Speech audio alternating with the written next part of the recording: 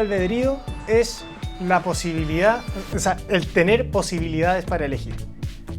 Como ser humano tenemos posibilidades para elegir. La libertad es la acción de tomar una decisión y elegir algo. Hoy se nos propone, y a veces impone, una idea de libertad extrema, lo que me da la gana. Una idea de haz la weá que queráis mientras no molesta al resto. Y dentro de las condiciones del sacerdocio católico está el celibato. Yo renuncié a una vida matrimonial como estado de vida. Por hacer una opción. Por hacer una opción. Y mi libertad está acá. En ese momento opté. Entonces no es que sea lo que me dé la gana. Ahora, claro, hay una decisión mucho más profunda, pero en decisiones más prácticas. En cambio, la libertad tiene que ver también con ser capaz de tener dominio de sí, ser capaz de no dejarme llevar por cualquier, sea estímulo interno o externo, sino que ser capaz de decidir aquello que yo me doy cuenta que me hace bien, independiente de lo que se sienta en el minuto. Hola, hola, en este capítulo somos 4, presentémonos. Bueno, mi nombre es Felipe Ruré, estoy en 6º año de formación, estudiando la teología. Buenísimo. Yo estoy en 2º año de filosofía de la universidad, me llamo Andrés Allende y, bueno, aquí estamos nuevamente. Hola, soy Pablo Giancaledo, estoy en 7º año de formación y estoy terminando un tiempo importante de mi pastoral en la parroquia San Esteban. Buenísimo. Yo también, en la parroquia San Esteban este año junto con Pablo. Mi nombre es Andrés y hoy día vamos a revisar ahí un par de preguntas. Perdón. Vale. Para diferenciarnos, Andrés Allende y Andrés Fernández. Eso. Claro, importante. Sí, hay que tener en consideración que nuestros auditores no nos están viendo, así que... Claro. Oye, o sea, a nosotros se nos confunden, imagínate. Claro. A mí se me confunden. Yo soy Andrés 1 y tú eres Andrés 2. Eso. Bueno, como queráis. No Andrés me importa quedar en el segundo lugar. Ah, qué bueno. Qué bueno. Andrés el viejo y Andrés el joven también. También podría ser eso. Eso sí. está mejor. Sí. Sí. Bueno, quizás uno de los temas que más nos importan a los jóvenes hoy es la libertad. ¿Qué es, en verdad? Hoy se nos propone, y a veces impone, una idea de libertad extrema, lo que me da la gana. Una idea de haz la weá que queráis mientras no molesta al resto.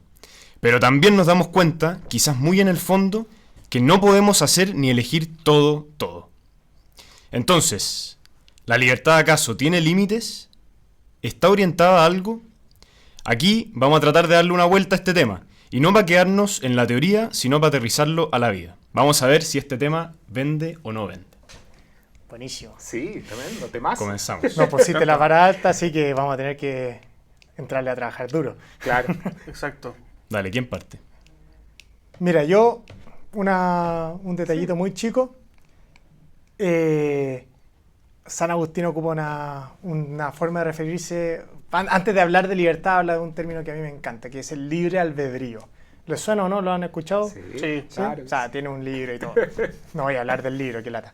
Pero ahí dice algo que a mí me marca mucho. Dice, el libre albedrío es la posibilidad, o sea, el tener posibilidades para elegir.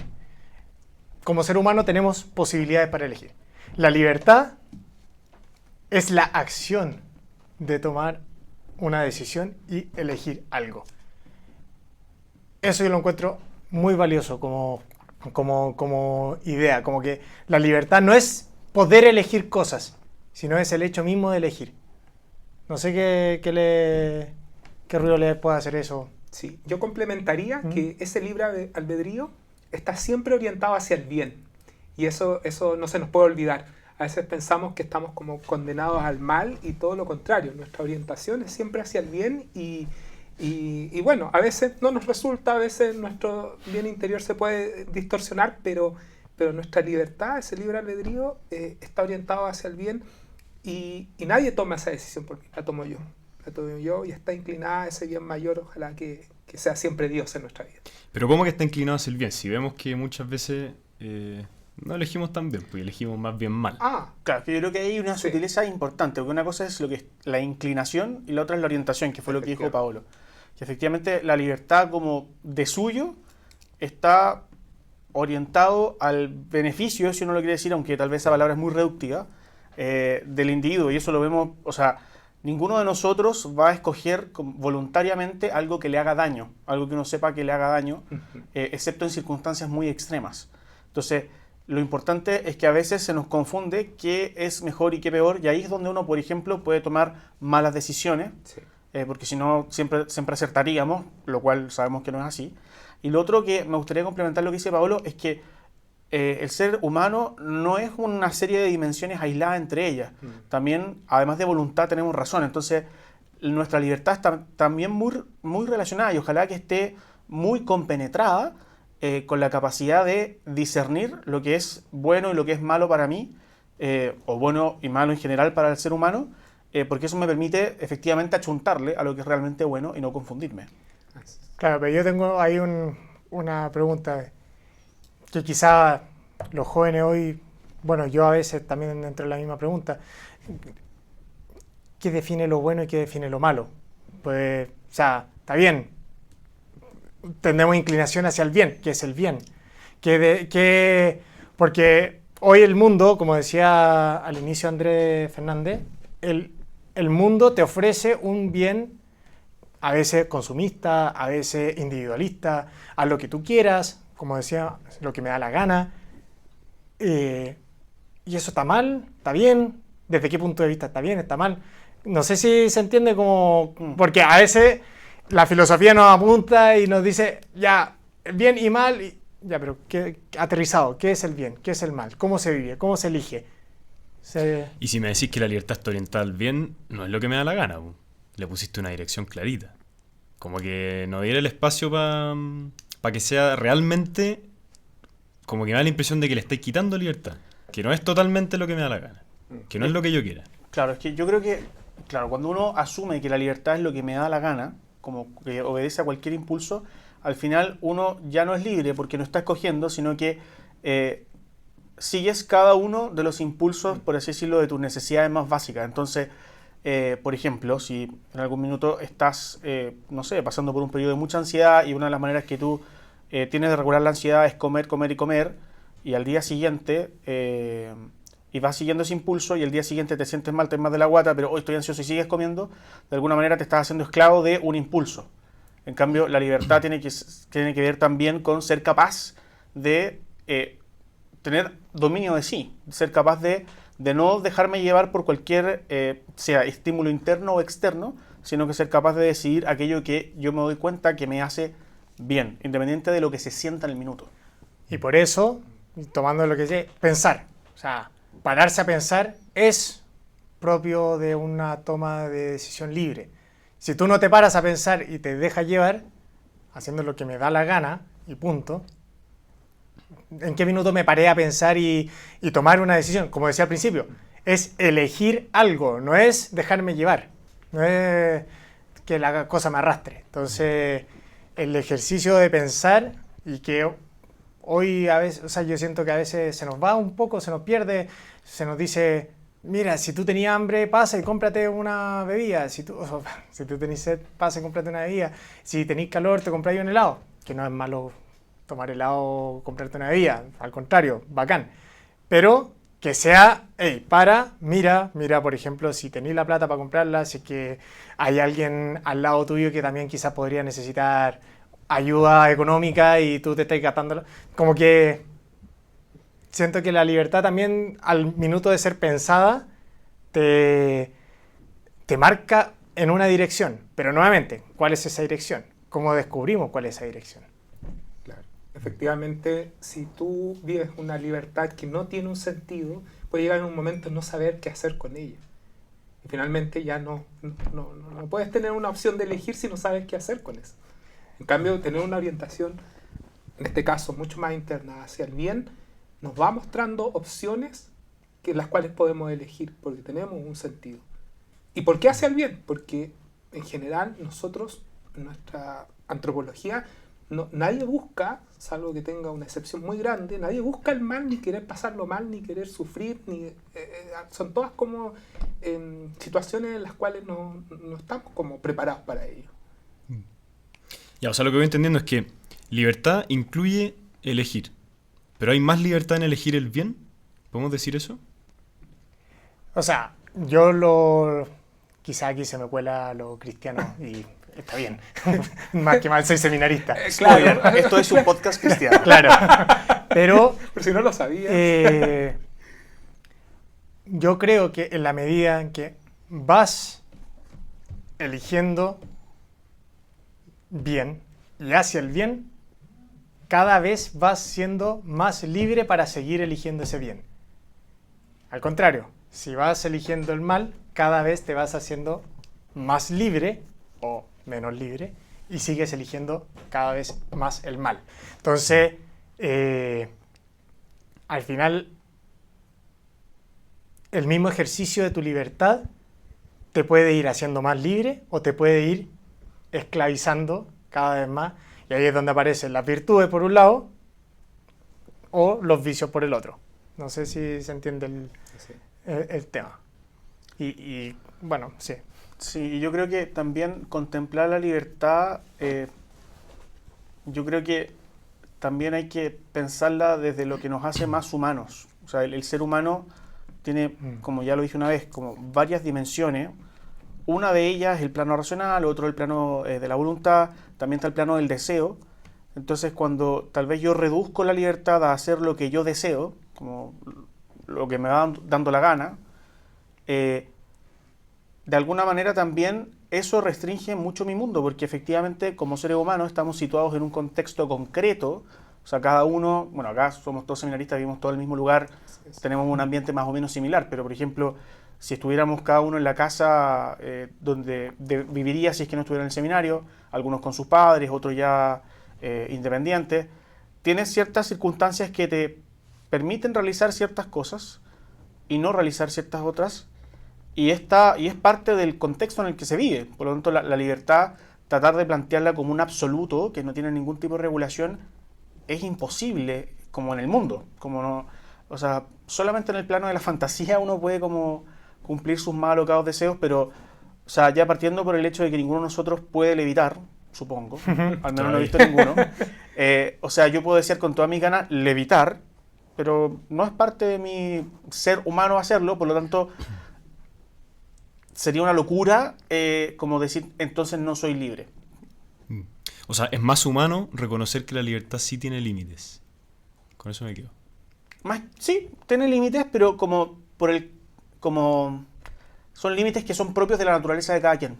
Como hay algunos que no dependen de esa naturaleza y se pueden cambiar, efecto social y cosas así, pero efectivamente existen limitaciones contextuales que son y que están. O sea, no se puede luchar contra ellas. Algunas, otras sí. Claro. Sí, yo pensaba como para el otro lado, así como decías tú, Felipe, que la libertad como absoluta, que podríamos llamar quizás incluso como libertinaje, que es como el tecnicismo que se ocupa para ese extremo, se le opone el control total, como un totalitarismo autoimpuesto, en el que yo no tendría libertad. Y lo increíble es que incluso en ese último momento la libertad se escapa por alguna parte. O sea, incluso cuando es impuesta de afuera. La clásica película William Wallace en Corazón Valiente, que dice, me puedes quitar mi vida, pero jamás me podrás quitar mi libertad. O sea, eso como que, así como nadie puede hacer dejarse llevar por un libertinaje absoluto, tampoco nadie va a poder ser restringido hasta tal punto que no va a poder ser libre desde el hecho de tomar decisiones. Quizá la persona que nosotros llamamos privados de libertad, los que están en la cárcel, sí, están privados de libertad, pero no de la libertad humana intrínseca, como esa que es más propia. Que yo creo que también es una vuelta valiosa para decirle a los jóvenes que quizás nos escuchan, a la sociedad, decirle que la libertad también es un valor deseable. A veces caemos en el otro. Puras restricciones que nos marcan cómo elegir bien. Pero no, también el ser humano necesita tener un rango de autonomía en el que pueda decir por aquí, por allá, aunque sea quizás rompiendo, no rompiendo las reglas personales. Bueno, quizás me alargo un poco más por ese lado, pero eso, o sea, no sé si me voy a entender. Sí, sí, me hace mucho sentido y además porque en esto de lo que me da la gana, es bien engañoso esa afirmación porque de cierta manera cuando tú eliges dentro de varias opciones, la libertad es una capacidad de elegir algo, dentro de otras opciones, yo renuncio a otras. No puedo tener todas las opciones al mismo tiempo, no necesariamente va a funcionar así. Entonces, A ver, un ejemplo. por ejemplo, si yo opté en este caso por seguir al Señor en un llamado que Él me hizo al sacerdocio, y dentro de las condiciones del sacerdocio católico está el celibato, yo renuncié a una vida matrimonial como estado de vida. Por hacer una opción. Por hacer una opción. Y mi libertad está acá. En ese momento opté. Entonces no es que sea lo que me dé la gana. Ahora, claro, hay una decisión mucho más profunda, pero en decisiones más prácticas, de si tú vas a comprarte un helado y solamente tienes 3 sabores y puedes elegir uno solo, los otros 2 quedan ahí fuera. Y no perdiste libertad, al revés. No perdí libertad, pero alguien que malinterpreta esta afirmación de lo que me da la gana podría entender que perdió libertad porque le dieron a escoger entre 3 opciones. Claro, podría falsear esa regla y decir, no, que las quiero los 3 helados mezclados, pero aún así. Claro, pero no son los 3 sabores. No son los 3 porque sabores. Al juntarse va a ser un cuarto sabor. Claro. Y por otro lado, ya, pero me puedo comer los 3 helados uno detrás de otro. Probablemente no, porque después de 2, por ejemplo, te vas a sentir saciado y el tercero te va a dar asco comerlo si estáis demasiado lleno. Entonces, de alguna y por otro lado, la única manera que tendrías tú para siempre poder escoger los 3 sabores en ese instante es no hacer nada. Quedarte en la inacción. Y ahí, de alguna manera, quedas prisionero de tu No elección. De tu no elección, Claro. efectivamente. Ahí sí que perdiste realmente la libertad Ahí- porque ya no pudiste elegir. Claro, no puedes hacer nada. ¿Sí? Es la única manera de mantener todas las ventanas abiertas y al mismo tiempo eso es un absurdo porque, o sea, no es un absurdo, alguien podría hacerlo, pero tendrías que condenarte a estar toda tu vida sentado como en un mismo lugar para poder mantener todas las opciones y aún así algunas se irían cerrando de a poco porque el tiempo pasa y uno cambia. Claro. Sí. Sí, y como en esa línea, también asociado a la libertad está la responsabilidad. O sea, si tú tomaste una decisión, una opción, tú eres responsable por esa decisión. Y a veces, o sea, por ejemplo, si yo decido, no sé, comprarme el helado de sabor A y no el helado del sabor B, me lo compré, me lo llevé, me lo empiezo a comer y dije, no me gustó. ¿Qué voy a pescar? Voy a decirle al de la tienda, no, perdón, me arrepentí, quería el otro. No, el gallo te va a mandar a la punta del cerro y te va a decir, tú ya elegiste, ya tomaste una decisión, eres responsable. Un caso muy chico, pero casos más cotidianos de lo que, o sea, lamentablemente más cotidianos de lo que uno esperaría. Tenemos, por ejemplo, los chiquillos que se empiezan a meter en la droga. Los chiquillos que, bueno, se empiezan a meter o los meten. Que de a poco ellos también tienen que irse haciendo responsables de las opciones que han tomado. O sea, chiquillos, estoy hablando... Claro, te tengo un ejemplo un poco tal vez menos grave. Bueno. Posponer la alarma. Bueno, ya, sí. Posponer la alarma es un acto que te hace responsable porque te quitó lo que sea que le habías pospuesto, el tiempo para poder hacer tus cosas en la mañana y salir a tiempo. Entonces, hay un precio que pagar por posponer la alarma. Claro. Claro, y después si te vienen a retar porque llegaste tarde, nosotros acá, por ejemplo, llegaste tarde a la oración, que vaya a decir, le echan la culpa a la alarma, no. Claro, yo escogí apagar la alarma. Claro. Sí, sí, o sea, como esa lógica de la responsabilidad. Ahora, también otro punto que creo que es fundamental y es que esto se va formando en la vida. Nosotros no nacemos con una capacidad de elección ya desarrollada.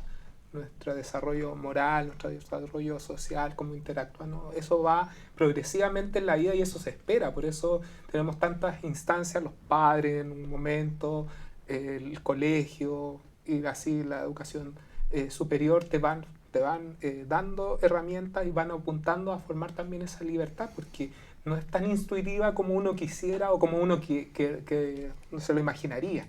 Que uno viene ya como con un chip predeterminado. Por eso estamos hablando de eso. Claro, de hecho, por Si eso no, estamos hablando de eso, pero alguien podría pensar que que siempre el sistema como que lo ha restringido con la educación, a veces con la formación, o a veces misma la religión es vista como una fuente de coartar tu libertad. ¿Y por qué no? ¿Mm? Porque escuchamos muchas veces eso, que la religión me coarta la libertad.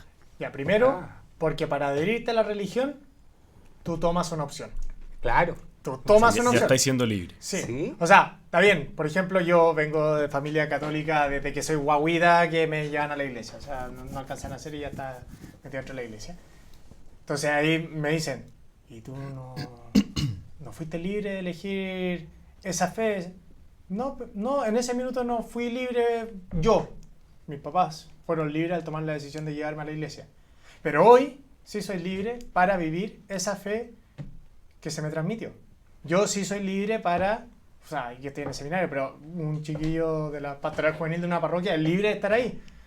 Los casos de chiquillos que van obligados a catequesis y confirmación porque los papás los obligan, pero a los 2 meses, 3 meses, les preguntáis si es que siguen sintiéndose obligados y ellos dicen, no, yo ya voy feliz, voy libre. ¿Cachai? Como que la religión, la iglesia, no es que te fuerce a cumplir cosas porque te quiere mantener adentro y punto. Al contrario, te da un camino en el cual tú podrías ir explorando, como dice Paolo, y progresando en la libertad. Pero yo soy libre de adherirme al proyecto que me ofrecen. Bueno, aquí tenemos un ejemplo. Sí. Pero salvo cuando ya no es religión y entra más bien al ámbito de lo sectario.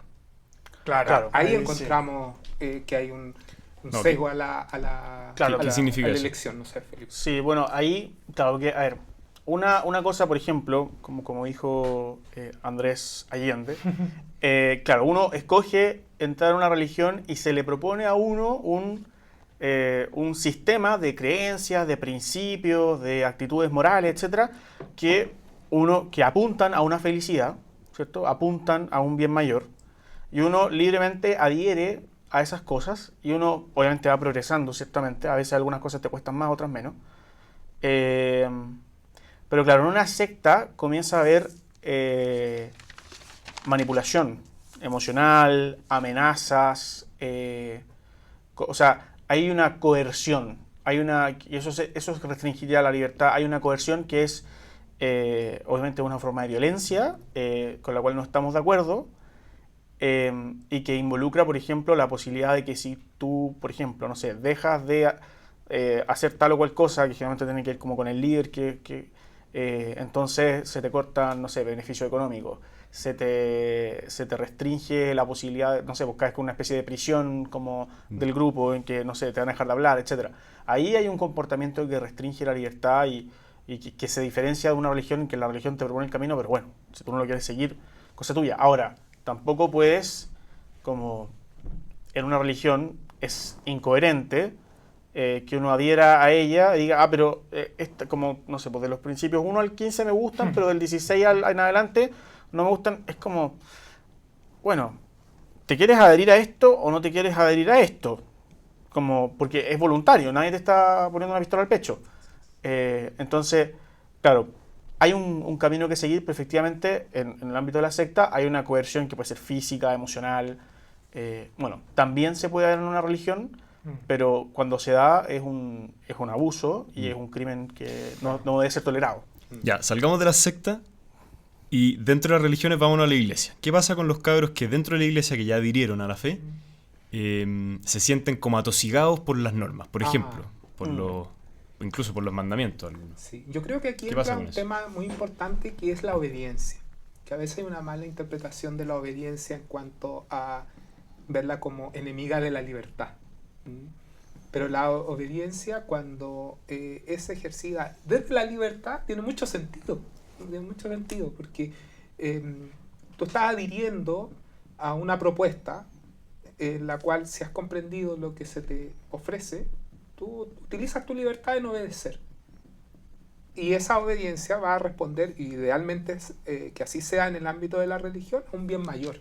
Y volvemos al tema de nuestra orientación al bien, porque buscamos algo provechoso para nuestra vida, buscamos nuestra felicidad, y eso se va a involucrar normas que me pueden ayudar a esto, Mi obediencia está en completa relación con mi libertad.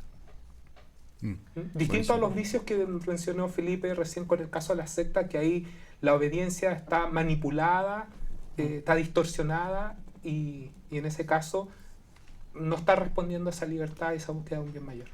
Claro. Y también, pero yo sí pongo una nota al pie en eso, de que incluso en la religión, en la iglesia católica, el acercamiento a adherirse a la propuesta de la iglesia, a los mandamientos, a todo lo que ofrece la iglesia desde la moral, ¿no? Tampoco puede ser coercitiva, tampoco puede ser de un día para otro. O sea, se tiene que hacer un camino. O sea, no podéis pretender que entraste y toma, aquí está el manual, Claro. Si no lo cumples estáis fuera, si lo cumples estás dentro. Bienvenido. Claro, o sea, de partida, sé que no es mucho el tema de este podcast, pero el tema del pecado, nosotros en la iglesia contamos con la confesión por lo mismo, porque entendemos que estamos en camino, porque vamos avanzando, porque vamos de a poco, porque somos humanos y nos volvemos para atrás. Entonces, pretender que el que entra al tiro ya está listo y ya tiene que cumplir el mamotreto entero. O sea, de partida, yo personalmente encontraría que es una violación a la libertad de esa persona, que se va formando en una línea, no que entra de lleno. O sea, eso por lo menos yo... Sí, y yo creo que también otra cosa importante, como volviendo a una cosa que conversábamos al principio, los principios que se proponen tienen una razón de ser, son razonables y apuntan, como se hizo un bien mayor, que, claro, yo me puedo quedar tal vez como, ya bueno, no mentir, porque no hay que mentir y ya, y es una visión tal vez un poco básica del tema, pero que va a hacer agua rápidamente, porque uno se puede poner en todo tipo de casos en los cuales eso no funciona tanto. Pero cuando uno, por ejemplo, va entendiendo de dónde proviene este principio, de dónde proviene esto, que es una prohibición finalmente, no mentir, pero uno lo puede transformar positiva como ser sincero, ser honesto, ¿cierto? Y que te va haciendo sentido y que tú vas descubriendo que efectivamente hace que tu vida sea más plena, más humana, más feliz. Entonces yo creo que a un joven en la parroquia que está chato de tanta regla, yo creo que la pregunta que se tiene que hacer es ¿por qué esto se propone así y no de otra manera?